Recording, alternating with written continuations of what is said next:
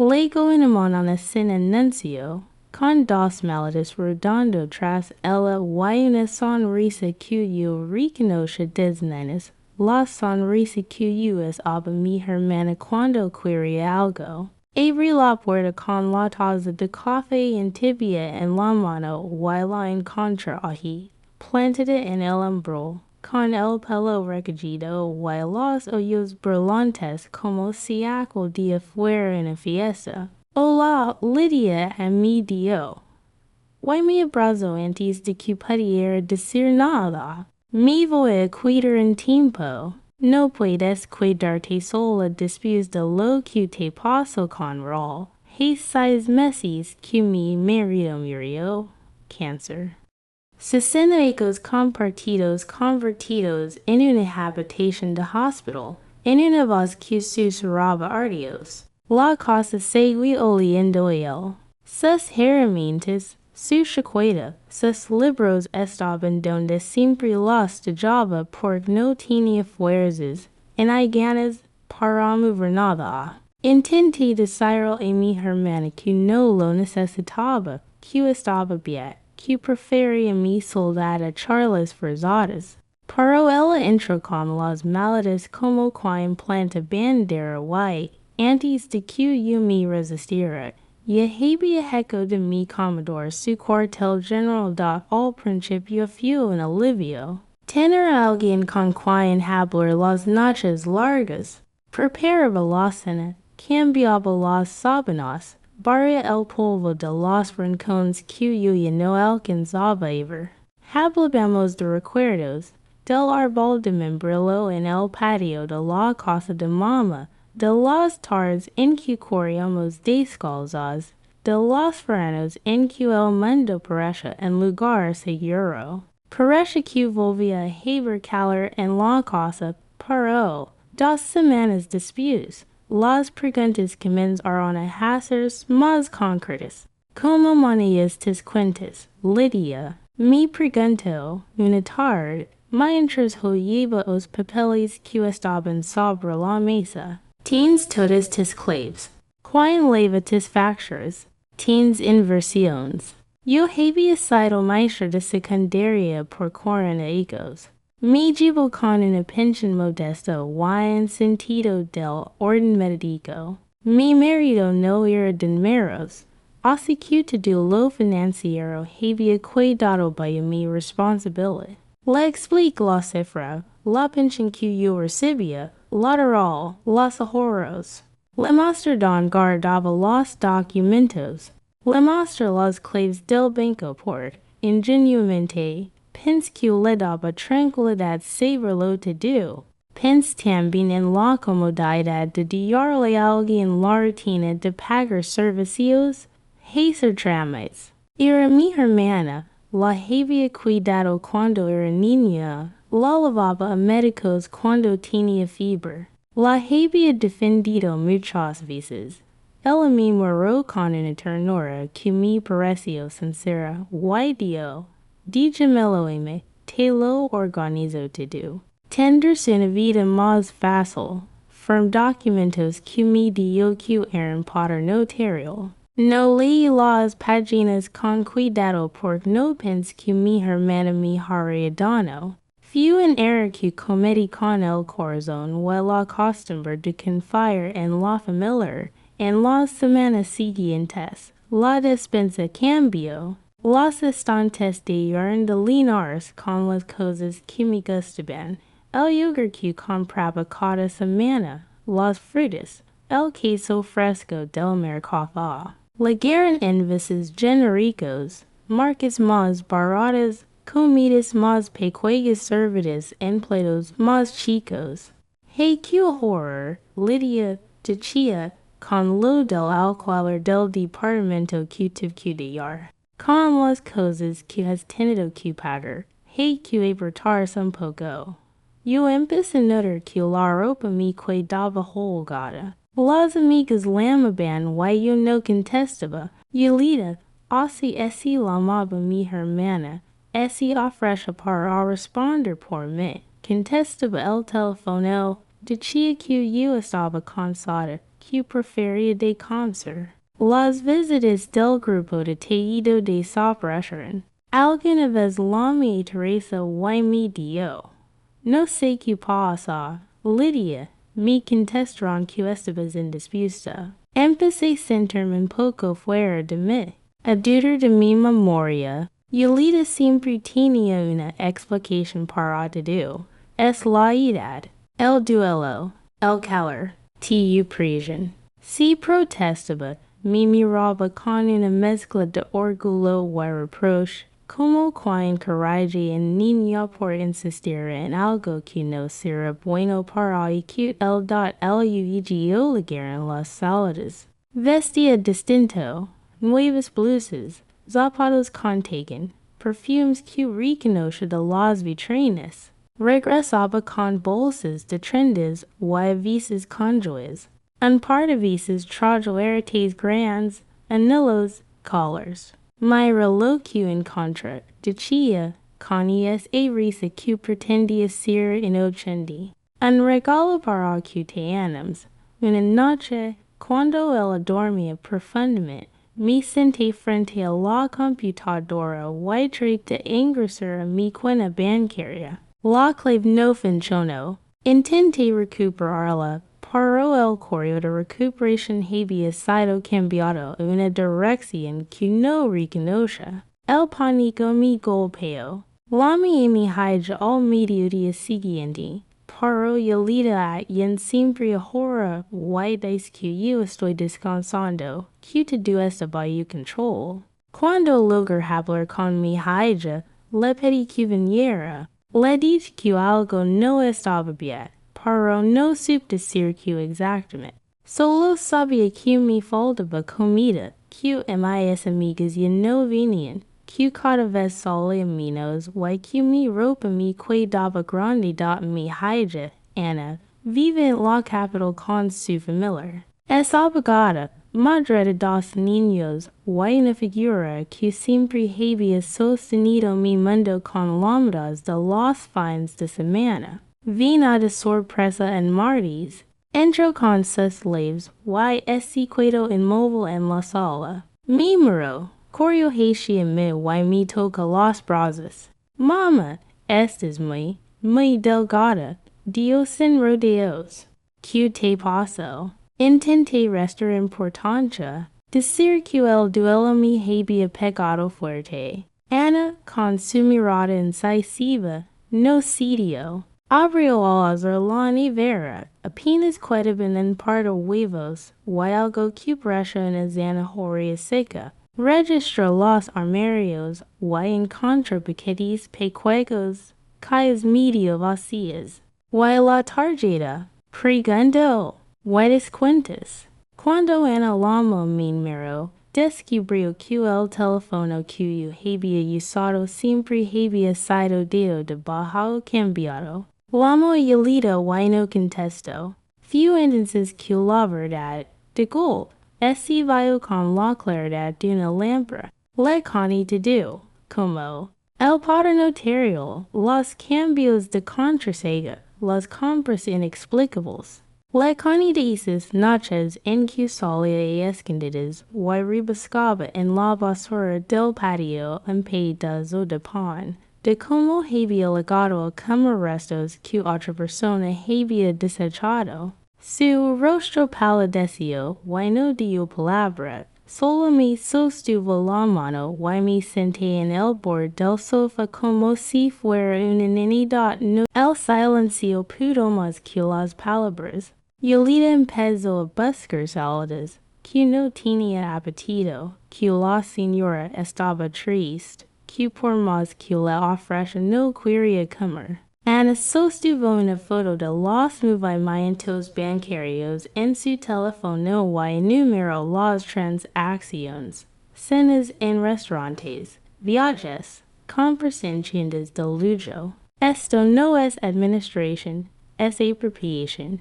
Dio. Esto es el reporte el hospital confirmó lo que Ana ya había notado. Mi pesaron y el número me hizo morir. 45 kilos. Anemia severa, deshidratación, déficit de vitaminas. El médico habló claro. Si habéis esperado en las semanas más, mi cuerpo habría empezado a fallar en cadena. Pedí no fue dormir nada, pero en few firm. Mi quid el tiempo necesario para regresar una salud estable. Mientras tanto, Ana no perdió tiempo. Habló con un abogado, reunió transacciones, registró movimientos sospechosos. El recuento fue tan sorprendente como doloroso.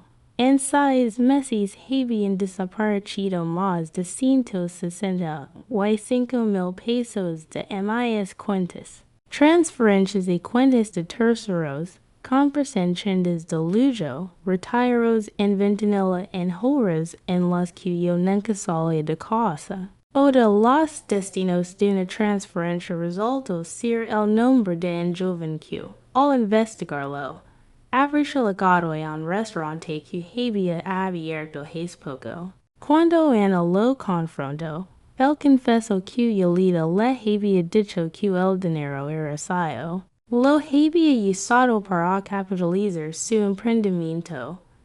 Y ahora, avergonzado, ofrece devolver lo que pudiera. Presentemos denuncia por abuso financiero y negligencia. El proceso fue lento y difícil, pero el abogado supo moverse con rapidez. Revocó el poder notarial.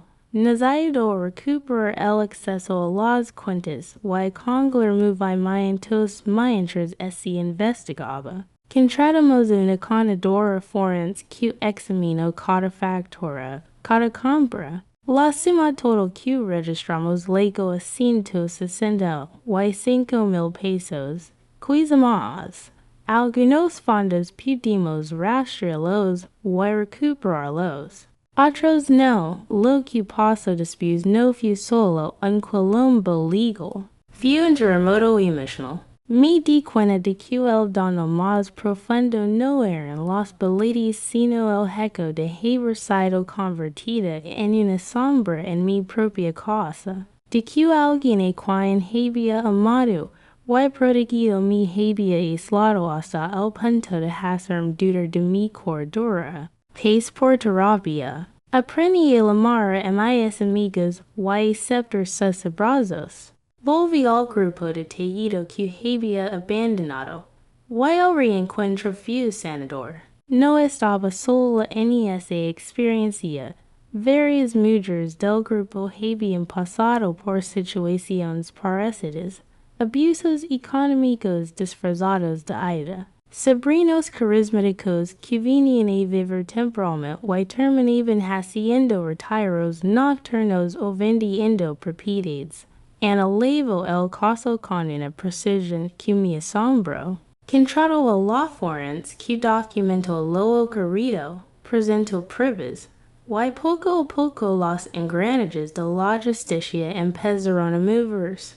Yolita fue citada. Primero negó, luego gritó, al final pidió un arreglo. Me ofreció devolver una parte del dinero a cambio de que retiráramos la denuncia. Tenía una mezcla de IRA y cansancio. Quería que la justicia fuera un asunto de dinero o quería que alguien respondiera por lo que me había hecho. Ana me dijo, Mamá, lo que busca no es tantísimo el dinero. Es la verdad, es que con constancia aceptamos un acuerdo parcial. Ella devolvió parte de lo sustraído y firmó documentos que limitaban su contacto conmigo. Además, acordamos que quedara registrado en bases de datos que trabajan con el abuso de personas mayores para que si alguien en el futuro buscaba referencias sobre su conducta, apertura el caso. No fue una cárcel en una condena ejemplar, pero fue una huelga pública. Para mí, fue suficiente. La restitución económica me permitió recomponer mi vida, y la sanción social aseguró que esa estrategia no fue tan fácil de repetir con el tiempo. Lo que había empezado como una crisis se transformó en un propósito. En terapia entendí que la vergüenza que había sentido no me pertenecía, era el instrumento que mi hermana había usado para mantener sometida. Empecé a participar en charlas en el centro comunitario, a contar mis historias sin edulcorantes. Al principio hablaba para 5 o 6 señores, luego para 20. Las reuniones se convirtieron en un espacio para aprender a identificar señales, control del acceso a los documentos, cambios inexplicables en hábitos de consumo, aislamiento social, justificaciones constantes del cuidador.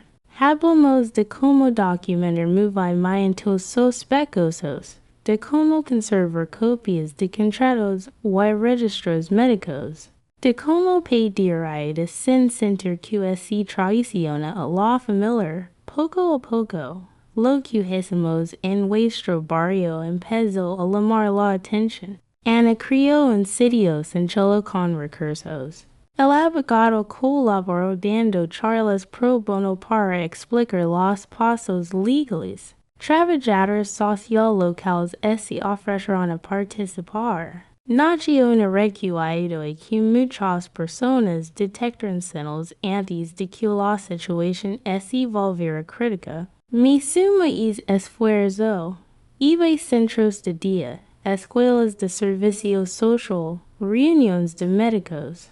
Mi historia, contada con la claridad que en los ecos conectaba, empezaron a llegar mensajes. Mi abuela está así. ¿Cómo puedo ayudar? Mi tío está manejando las cuentas y no deja que mi mamá vea extractos. Muchos de esos mensajes desembocaron en acciones concretas, denuncias, recuperaciones, restauración de documentación. Un día, una periodista escribió un reporte sobre el fenómeno del abuso económico hacia las personas mayores. Lo publicó en medio regional y semanas después se hizo nacional. La repercusión fue enorme. Hicimos entrevistas para radios, programas de televisión, columnas en periódicos. Algunos opinaban que había exagerado. Otros me enviaban cartas y fotos agradeciendo. Lo que más me movió fue recibir un mensaje de una mujer que vivía en otro estado. Leí su historia y ahora sé que estaba pasando en casa de mi tía. Le mostramos los extractos y pudimos impedir que siguiera sacando dinero. Con el tiempo fundamos una organización sin fines de lucro, así sin silencio. Su objetivo fue claro desde el principio: ofrecer información accesible, acompañamiento legal y psicológico para víctimas de abuso, y capacitación para perfeccionar. Ayuda la vida una vez más, de lejos, en una audiencia. El juicio ya había quedado resuelto en la vía civil y criminal por medio del acuerdo. Ella evitó mirarme. Mira indiferente ver el rostro. Había algo de amor propio que me impedía humilarme pidiendo explicaciones. Porque lo hizo. Me pregunté muchas veces. Hubo cuando que era impulsiva, que siempre había sido así, que sus problemas económicos la habían vuelto voraz. Hubo cuando me señaló que la falta de empatia y la habilidad para manipular no se explican por necesidad. Yo no busco motivos para justificarla. No necesitaba saber por qué para sana. Ardot la red que ayudamos a construir empezó a mover cosas. Centros de salud integraron protocolos para identificar signos de abuso. La universidad local incluyó en su plan de estudios un módulo sobre derechos de las personas mayores. Y los periódicos empezaron a publicar guías prácticas para familiares, como manejar poderes notarios. Senos de alerta, pasos a seguir si así detecta un desfalco. Hubo resistencia. Algunos negaban que la familia pudiera convertirse en perpetradora. Otros pugnaban por man a la privacidad por encima del derecho a la protección. Pero los casos llegaron. Y con ellos, la necesidad de respuestas. Con el tiempo, me invitaron a participar en mesas de trabajo con legisladores locales. Hablo sobre la necesidad de acelerar procesos, de facilitar la revocación de poderes notarios cuando hay sospechas fundadas, de crear registros públicos que permitan a profesionales buscar antecedentes. No todo se aprobó, pero la conversación cambió. Se introdujeron modificaciones que agilizan la intervención en casos de riesgo serio, medidas cautelares para preservar cuentas, protocolos de urgencia para la valoración geriátrica y la intervención del Ministerio Público. No fue una revolución, pero fue un paso. Mi hija, Ana, decidió especializarse en derecho del adulto mayor. Lo que vivió con mi caso lo marcó. Hoy trabaja en muchos casos pro bono, y su compromiso pasa de maternal a profesional. Mis nietos, ahora adolescentes, se involucraron. Ayudan en la organización con red social, difusión, y con su energía contagian a voluntarios jóvenes. La causa de yo decir algo solo de mayores. Paso a ser asunto de generaciones. A veces la gente me pregunta si perdone a mi hermana. Es una pregunta que pesa. Perdonar no fue lo mismo que olvidar. Aprendí que perdonar es soltar la carga que me impedía avanzar. No significa reiniciar la relación. Permitir que alguien que te dañó vuelva a estar en tu vida de la misma manera es otra cosa. Decidí perdonar en silencio, para mí misma, y a la vez cerré las puertas que eran necesarias para proteger mi bienestar. Hay heridas que cicatrizan y dejan marcas. Son mapas que me recuerdan cómo sobreviví. La organización creció y con ella las historias que recibíamos. Algunas víctimas recuperaron sumas considerables. Otras no tanto, pero sí recuperaron dignidad. Una tarde llegó en la moda de una mujer que temblaba. Su padre había perdido todas sus tarjetas. Le dimos asesoría. La cambiamos a denunciar y pudimos congelar los pagos. Otra familiar, con poca educación financiera, había sido convencida por una nuera para transferir propiedades. Salvamos lo que pudimos y, sobre todo, dimos contención. Hasten on me invitaron a dar una charla en un congreso internacional sobre envejecimiento. Me acuerdo de sentarme en la tarima, pensar que hace apenas 3 años no podía sostener una taza sin que el temblor de la debilidad me traicionara. Pero allí estaba, compartiendo con gente de distintos países como una red comunitaria puede cambiar la vida de una persona. Hablo de prevención y de dignidad. Hablo de que el cuidado no puede ser excusa para el abuso. En la casa donde vivo ahora, la misma, con puertas reforzadas y una cámara en el timbre. La vida volvió a tener sonido, risas, pleitos. Voz de nietos que discuten por quién alcanza el último trozo de pastel.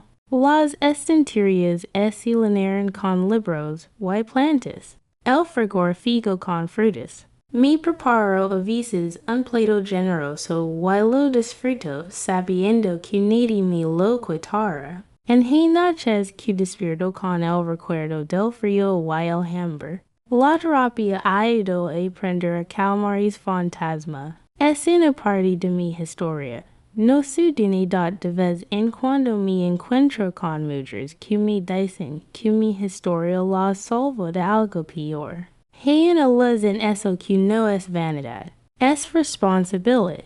Convertir el dolor en algo útil, en un punto para otros. Vestir sin silencio es y expandió otras ciudades. Asesoramos organizations.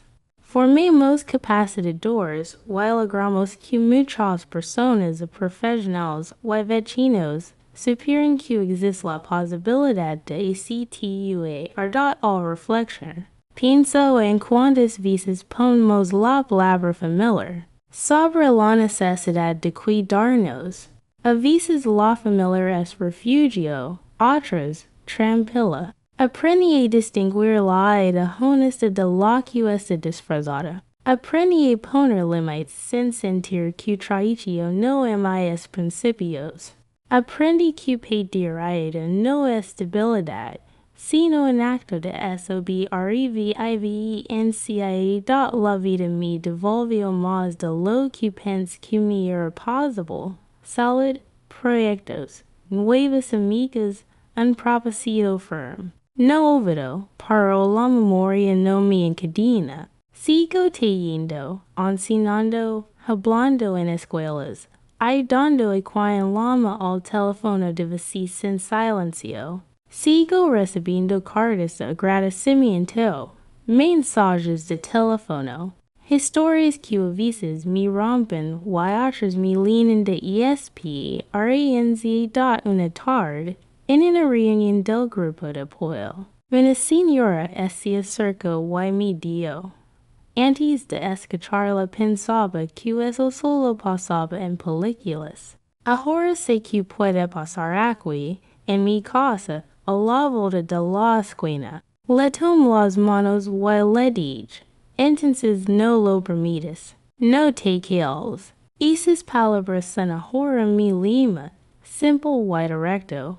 Sigo teniendo días de tristeza, claro. La pérdida de rol de yo en Huco que nada reemplaza. Pero el vacío de yo espacio para algo nuevo. La convicción de que la dignidad no tiene precio. Si algo aprendí, es que la mayor defensa ante la humiliación es la verdad que se convierte en acción. Cada charla, cada asesoramiento legal, cada abrazo que demos a quienes llegan a nuestra puerta es un acto que evita que otra persona termine en la oscuridad en la que yo estuve.